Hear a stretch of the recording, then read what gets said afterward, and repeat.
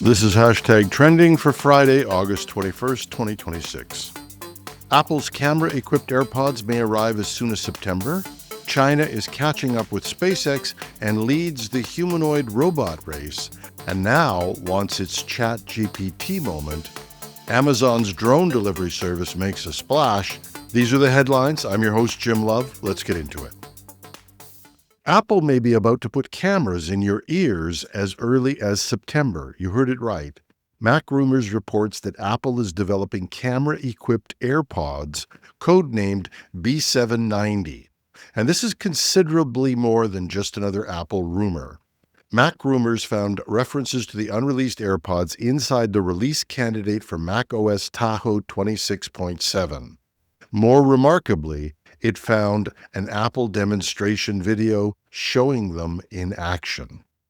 In the video, a man holds up a book and the AirPods appear to use their cameras and Apple's visual intelligence to recognize what he's looking at. Siri can then answer questions or save information for later. The cameras apparently aren't intended for taking pictures, but they effectively give Siri eyes, allowing it to understand what's around you without having to point your iPhone camera at everything. The leak and the timing, which has been reported by Bloomberg as well, are significant. After years of struggling with Siri, Apple unveiled a substantially rebuilt AI architecture at its developer conference this year. Siri AI now uses a combination of on-device models and larger cloud models, with Apple working with Google on the underlying foundation model technology. But Apple appears sensitive to competition from OpenAI, and OpenAI is developing its own AI hardware with former Apple design chief Jony Ive. Reuters reported last month that OpenAI's first device could be a screen-free, smart speaker equipped with cameras and sensors to understand its surroundings.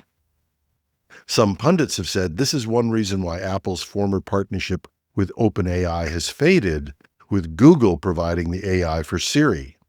Apple clearly has some competition coming, but there's something else about this story that strikes me. Apple is famously secretive about unreleased products. Yet, here we have the product code name, software references, setup instructions, and what looks like a polished demonstration video, all sitting inside Apple's own release candidate software. Maybe someone at Apple made an extraordinary mistake, or maybe Apple is pulling out all the stops to get ahead of any competitors. China is getting closer to SpaceX in two areas that could define the next phase of the space race: reusable rockets and massive satellite networks. The Register has reported that Chinese startup LandSpace has successfully launched its Zhuke 3 rocket and then landed the first stage booster vertically on 4 legs.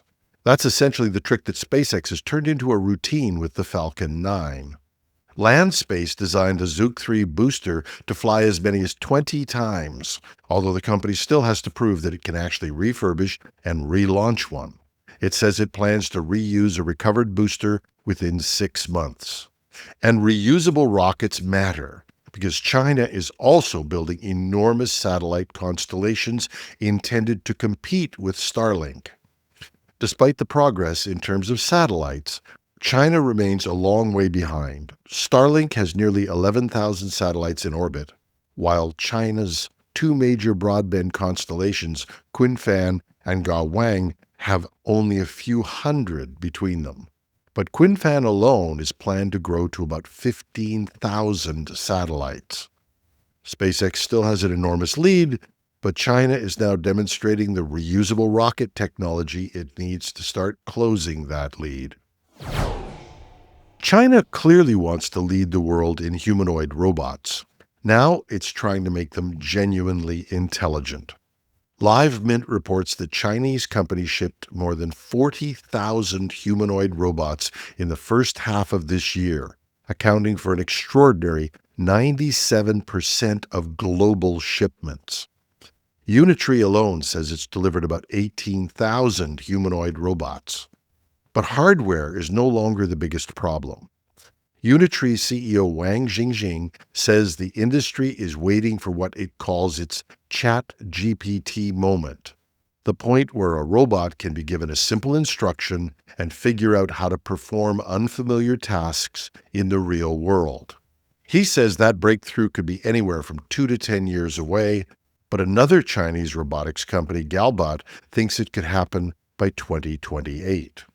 The co-host of our AI show, Marcel Gagné, thinks from demonstrations he's seen that the ChatGPT moment may have already occurred, where a Chinese robot was able to learn new behaviors in one shot 80% of the time. But even if Marcel is overly optimistic, right now Chinese humanoid robots can walk, run, dance, and perform carefully trained tasks, although they're still generally less efficient than humans at useful everyday work. But Americans may not see China's latest robots firsthand. The United States has moved to block future imports of Chinese humanoid and quadruped robots on national security grounds. Canada has not. Unitree humanoids are already available through Canadian suppliers, and once again, another host of our AI show, Project Synapse, has a neighbor whose company is right now training their Chinese robot. So China has already won the first round. They're building these machines at a scale not seen anywhere else in the world. The next race is to that ChatGPT moment.